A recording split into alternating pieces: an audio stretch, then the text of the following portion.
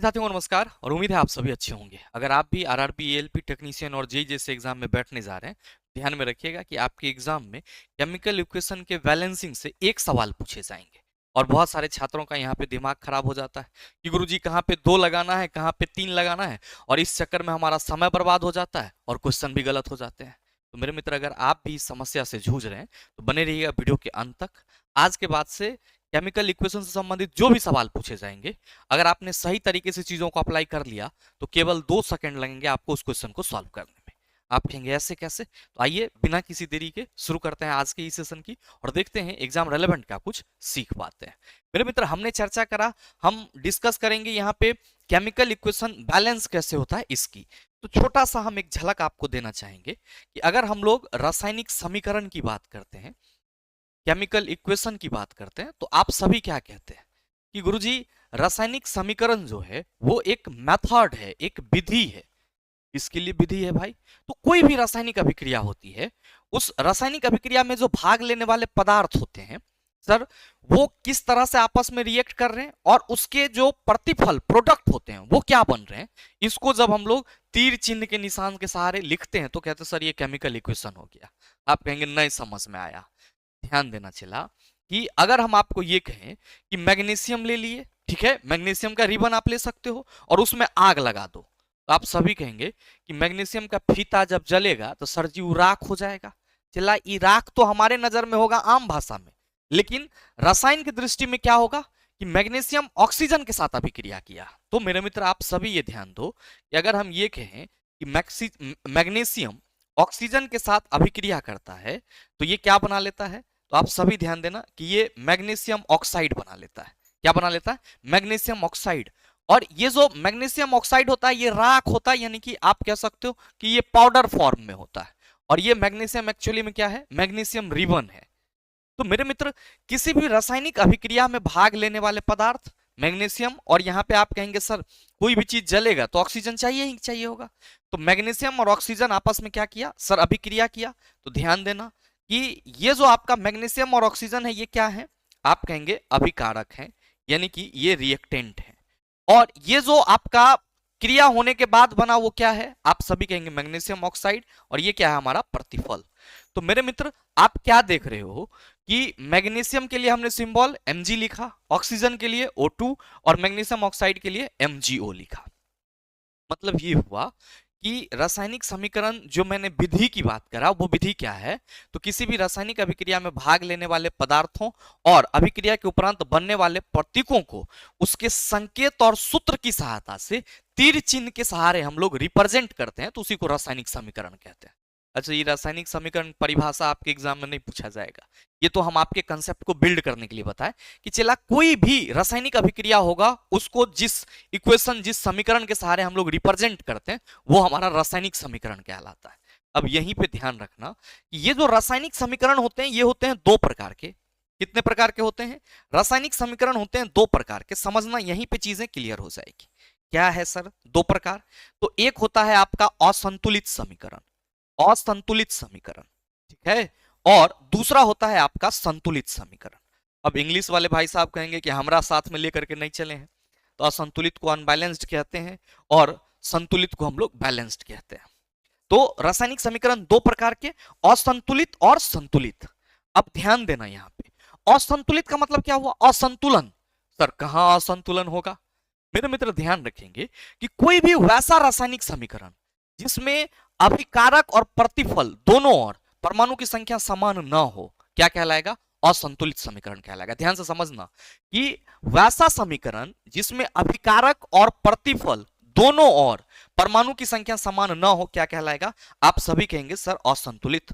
मतलब अगर हम चाहें तो यहां पे लिख सकते हैं कि अभिकारक, अभिकारक एटॉमिक नंबर, अभिकारक एटॉमिक नंबर, एटॉमिक नंबर, ठीक है, ये बराबर नहीं होगा किसके? तो आप सभी कहेंगे प्रतिफल, प्रतिफल एटॉमिक नंबर के, यानी कि प्रतिफल के परमाणु संख्या की, प्रतिफल के परमाणु संख्या की। ये ध्यान में रख लेंगे कि कोई भी वैसा समीकरण जिसमें अभिकारक और प्रतिफल दोनों और परमाणु की संख्या समान न हो, आप कहेंगे असंतुलित है। अब आप कहेंगे सर इस समीकरण को देख करके बताओ क्या ये असंतुलित है या संतुलित है। तो देखो ना चला कि मैग्नीशियम के एगो खाली एटम लिखा हुआ है, तो मैग्नीशियम के एक परमाणु, ऑक्सीजन के यहाँ पे दो परमाणु, तो अभिकारक साइड टोटल परमाणु कितना हो गया, तो आप कहेंगे 1 + 2 3, कितना हो गया 3।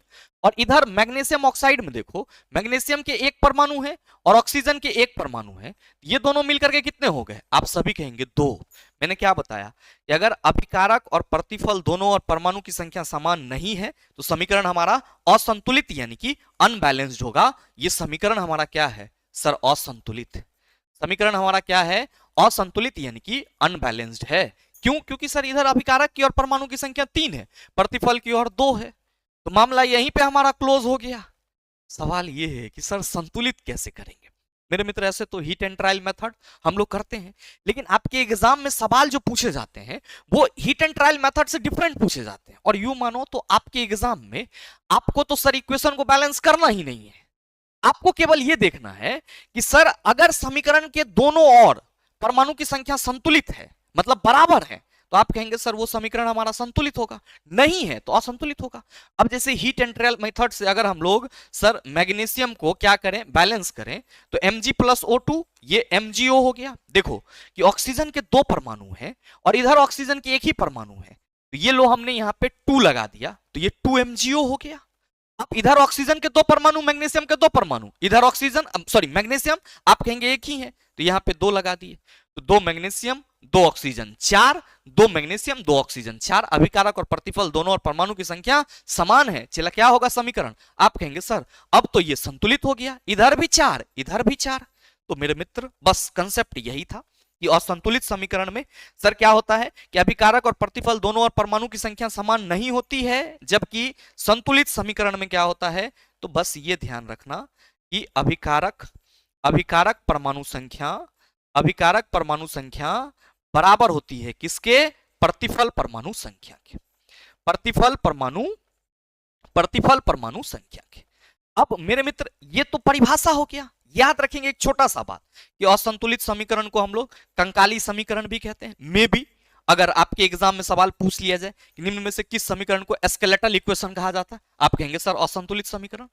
अब मैं आपको यह बताना चाह रहा हूं मेरे मित्रों कि ये असंतुलित और संतुलित जब आप सीख लेते हैं तो याद रखना कि ये हीट एंड ट्रायल मेथड से आप किसी भी समीकरण को सर संतुलित कर सकते हो। जैसे मैं एक छोटा सा और एग्जांपल अगर ले लूं आपके उदाहरण को समझाने के लिए यहां पे, ठीक है, चलो इस पेज में ले लेते हैं कि आपका हाइड्रोजन और ऑक्सीजन आपस में अभिक्रिया करके क्या करता है, तो सर ये 2H2O बना लेता है, 2H2O बना लेता है। तो आप सभी ये ध्यान दो कि अगर आप इस समीकरण को देखेंगे तो क्या कहेंगे, गुरुजी ये असंतुलित है, क्योंकि इधर देखो कि H2O में हाइड्रोजन के दो परमाणु है, 2 × H2O है, ये 2 दूना 4, हाइड्रोजन के 4 परमाणु हो गए, और यहां पे आप कहेंगे सर ऑक्सीजन के 2 परमाणु, तो इधर तो टोटल चला 6 हो गया, लेकिन इधर देखो ऑक्सीजन 2 है और इधर क्या है सर 2, तो ये 4 ही है।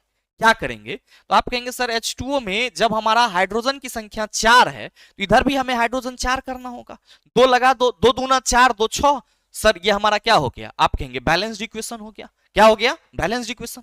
अब इसी तरीके से देखो कि अगर हम आपको ये कहें कि चिला जो लोहा है, ये लोहा जब वाटर के साथ अभिक्रिया करता है तब ये क्या बना लेता है, तो Fe3O4+ हाइड्रोजन गैस बनाता है। लोहा जब वाटर के साथ अभिक्रिया करता है तो आयरन 2,3 ऑक्साइड और हाइड्रोजन गैस बना लेता है। हीट एंड ट्रायल मेथड से इसको हमें बैलेंस करना है। तो आप सभी कहेंगे कि गुरुजी सबसे पहले तो हम इसमें देखेंगे कि बड़ा कंपाउंड कौन है, आप कहिएगा Fe3O4, लोहा के 3 परमाणु, ऑक्सीजन के 4 परमाणु। देखो इधर लोहा के कितने परमाणु है, एगो, तो आप कहिएगा गुरुजी यहाँ पे 3 कर दिए, तो लोहा के 3 परमाणु, एनहू लोहा के 3 परमाणु, मामला सॉल्व, आप कहेंगे बिल्कुल। अब देखो ऑक्सीजन कितने हैं, 4, तो आप सभी कहेंगे कि गुरुजी इधर तो ऑक्सीजन 1 है, यहां 4 लगा दो, तो चला 4H2O, ऑक्सीजन कितना हो गया 4, लेकिन हाइड्रोजन 8, तो आप सभी कहेंगे इधर हाइड्रोजन 2 है, इधर लगा दिए। अब आप दोनों और परमाणु की संख्या को काउंट कर लो, ये संतुलित हो गया। अब आपके एग्जाम में ये संतुलित करने के लिए भी नहीं पूछा जाता है, पूछा जाता है कि निम्न में से फलाने अभिक्रिया का कौन सा संतुलित समीकरण है, निम्न में से फलाने अभिक्रिया का कौन सा संतुलित समीकरण है, भर भर के पूछा गया है। अब आप वहां पे एकदम लगे सर वेंटिलेटर का जो होल है उसको गिनने, मेरे मित्र नहीं होगा। ये कंसेप्ट है, लेकिन क्वेश्चन पे आपको इंप्लीमेंटेशन कैसे करना है मेरे मित्रों, ध्यान देना कि ये सवाल आपसे पूछ लिया है कि कॉपर ऑक्साइड जब अमोनिया के साथ अभिक्रिया करती है तो कॉपर, नाइट्रोजन और H2O के लिए आपको सही संतुलित अभिक्रिया का चयन करना है। तो अब क्या करेंगे, इसको हम बैलेंस करना शुरू कर देंगे मेरे मित्र, मामला फंस जाएगा। क्या कहेंगे कि गुरुजी अभिकारक और प्रतिफल दोनों और परमाणु की संख्या को काउंट कर लेते हैं। अभिकारक कौन है सर, अभिक्रिया में भाग लेने वाले पदार्थ, कॉपर और NH3 अभिकारक, कॉपर ऑक्साइड और NH3 ये हमारा अभिकारक हो गया, कॉपर नाइट्रोजन आपका जल, आप कहेंगे सर प्रतिफल हो गया। काउंट कर लेते हैं सर, यहाँ पे 3CO है मतलब CuO है, मतलब क्या हुआ कि सर कॉपर के 3 परमाणु और ऑक्सीजन के 3, ये टोटल कितने होंगे 6। इधर देखो 2NH3 है तो आप सभी कहेंगे 2 और ये कितना हो गया 6, तो 6 2 8 6। आप कहेंगे सर टोटल जो हमारा अभिकारक है उसके शायद 14 परमाणु है। यहां पे सर कॉपर के 3 परमाणु, फिर नाइट्रोजन के 2 परमाणु, और यहां पे आप क्या देख रहे हो कि सर ये हाइड्रोजन का 8 परमाणु हो जाएगा 4H2, और ये ऑक्सीजन अकेले है तो 8 4 12 2 14 3 17 हो जाता है, और ये 14 ही है। आप कहेंगे सर समीकरण संतुलित नहीं है। देखो 3CuO यानी कि यहां पे कॉपर के 3 ऑक्सीजन के 3, तो ये टोटल 6 परमाणु, नाइट्रोजन के 2 परमाणु और हाइड्रोजन के कितने सर 6, तो 6 2 8 6 14। फिर से सर अभिकारक साइड में 14, 3 कॉपर के और 2 नाइट्रोजन, 3 2 5। अब देखो यहां पे कि सर 6 हमारा क्या हो जाएगा, 3 दूना 6 हाइड्रोजन, और सर ऑक्सीजन कितना हो जाएगा 3, 6 3 9 6 3 9 3 2 5 9 5 14। सर अभिकारक और प्रतिफल दोनों और परमाणु की संख्या समान है, एक से आगे बढ़ना ही नहीं है, चिला एक से आगे बढ़ना ही नहीं है। सही उत्तर ऑप्शन नंबर बी हो जाएगा, सही उत्तर ऑप्शन नंबर बी। मामला क्लोज है हमारा। अब क्या जरूरी है इसको बैलेंस करने की, अच्छा वो तो मैं आपको सिखा रहा हूं इसीलिए मैं आपको इतना प्रैक्टिस भी करा रहा हूं, लेकिन सीधे आप चाहो तो परमाणु की संख्या काउंट करो, कौन समीकरण संतुलित है उसको छांट दो। ध्यान दो अगला दो समीकरण, अगला दो इक्वेशन ऑप्शन को अगर आप उसके परमाणु संख्या को काउंट कर रहे हैं तो मेरे मित्र वो क्या होंगे, बराबर नहीं होंगे। तो उसमें व्यर्थ समय बर्बाद करने से कोई फायदा नहीं है। ध्यान दो इस सवाल पे कि Al2SO4 जब बेरियम क्लोराइड के साथ अभिक्रिया करती है तो एल्युमिनियम क्लोराइड और बेरियम सल्फेट का निर्माण कर रही है। गुरुजी एकरा कैसे संतुलित करेंगे, अब पूछ रहा है वही कि सही संतुलित समीकरण चुनिए, कुछ नहीं करना है। क्या कहेंगे सर, एल्युमिनियम के यहाँ पे 2 परमाणु है, सल्फेट के यहाँ पे SO4 सल्फेट के 3 परमाणु, तो सल्फेट को हम एक ही मॉलिक्यूल से मांगते हैं, चला SO4 सल्फेट पढ़ते हैं इसको हम लोग, ठीक है। तो यहां पे सल्फेट के कितने मॉलिक्यूल सर, 3 मॉलिक्यूल्स, तो आप सभी कहेंगे 3 2 5 ये हो गया। बेरियम के 3 और यहां पे क्लोरीन के कितने, आप सभी कहेंगे 3Cl2 हो जाएगा गुरुजी, तो ये हमारा 6 हो जाएगा। तो देखो 3 2 5 और 6 3 9 5 14, मामला क्लियर है सर यहां तक। अब देखो एल्युमिनियम के 2 परमाणु, क्लोरीन के कितने सर 6, यहां पे बेरियम के 3 परमाणु और सल्फेट के भी कितने होंगे, तो आप सभी कहेंगे 3 3 3 6 और 6 2 8, तो आप सभी कहेंगे कि सर 8 6 14 हो जाएगा। एक मिनट ध्यान देना कि ये 3 2 5 हो गया, ये 9 हो गया, तो 9 5 14 इधर, 6 2 8 8 6 14। मेरे मित्र बैलेंस है, पहला समीकरण ही बैलेंस है। सही उत्तर हमारा क्या हो जाएगा, ऑप्शन नंबर ए, कहीं तो भटकना ही नहीं है। अब हीट एंड ट्रायल मेथड से भी देखो ना बैलेंस करके, Al2SO4 अभिक्रिया कर रहा है चला BaCl2 के साथ, मेरे मित्र ये AlCl3 प्लस BaSO4 बना रहा है। सबसे बड़ा कंपाउंड पकड़ो Al2SO4 गुरुजी सल्फेट के 3 मॉलिक्यूल्स हैं, तो बबुआ यहां पे लगा दो 3BaSO4। कहिएगा सल्फेट 3 को किया तो बेरियम 3 हो गया, तो क्या दिक्कत है, चला यहां पे बेरियम लगा दो। अब देखो कि बेरियम जैसे ही यहां 3 हुआ तो क्लोरीन की संख्या 6 हो गई। अब मामला क्लोरीन तो सर इन्हें 3 है, तो मेरे मित्र यहां 2 लगा दीजिए ना। देखिए तो यही समीकरण है Al2SO4 plus 3BaCl equal to 2AlCl3 plus 3BaSO4। तो इतना करने की जरूरत ही नहीं है, परमाणु संख्या को काउंट कर लेना है, मामला सॉल्व हो जाएगा। देखो इस सवाल को कि जल के कितने अणु आयरन परमाणु के 3 अणुओं के साथ अभिक्रिया करके Fe3O4 बनाते हैं। तो मेरे मित्र अभी जस्ट मैंने आपको यहाँ पे एग्जांपल में रिएक्शन बताया था, ये सेम रिएक्शन है। क्या है कि सर लोहा के 3 परमाणु जल के 4 अणु के साथ अभिक्रिया करके Fe3O4 प्लस 4H2 बनाता है। और ये सवाल, ये इक्वेशन बहुत इंपॉर्टेंट है।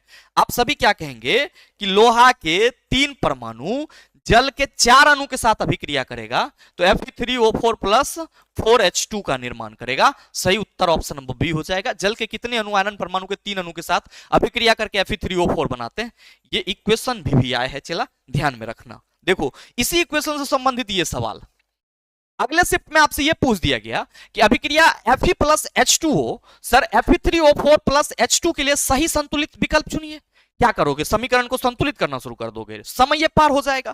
क्या कहेंगे कि सर हमें काउंट कर लेना है। क्या काउंट करेंगे कि लोहा के 2 परमाणु हैं और यहाँ पे हाइड्रोजन के कितने हैं, तो आप सभी कहेंगे 4 4 दूना 8, तो 8 दू 10, और ये ऑक्सीजन आप कहेंगे 14। इधर आप कहेंगे सर इधर Fe3O4 प्लस 4H2 है, इधर H2O है, ये तो होगा ही नहीं।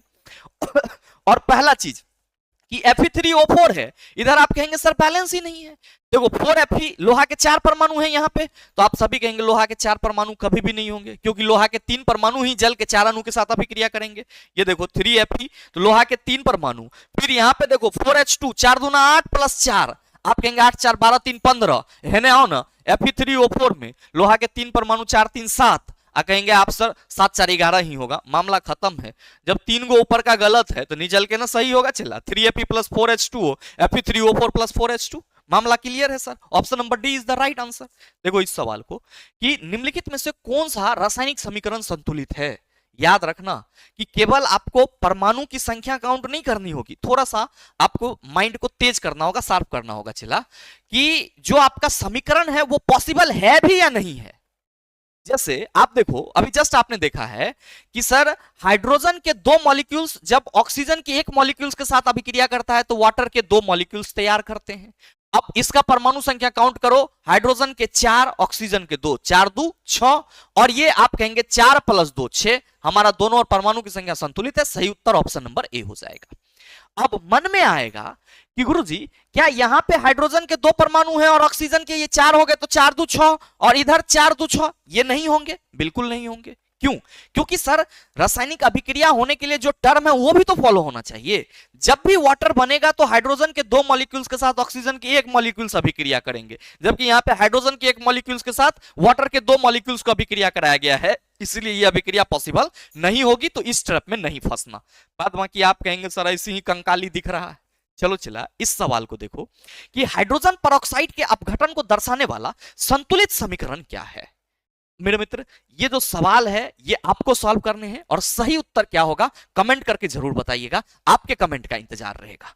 तो मेरे मित्र इस सवाल को मैं आप सबों के लिए होमवर्क के रूप में दे रहा हूं और मुझे उम्मीद है कि अब आपको एग्जाम में रासायनिक समीकरण को संतुलित करने के लिए सवाल पूछा जाएगा तो आप क्या करेंगे, फटाक से अभिकारक और प्रतिफल दोनों और परमाणु की संख्या को काउंट कर लेंगे। जिसका बराबर होगा वो संतुलित है, जो बराबर नहीं है वो असंतुलित है। यही तरीका है और इसी मेथड को आप अप्लाई कर सकते हैं।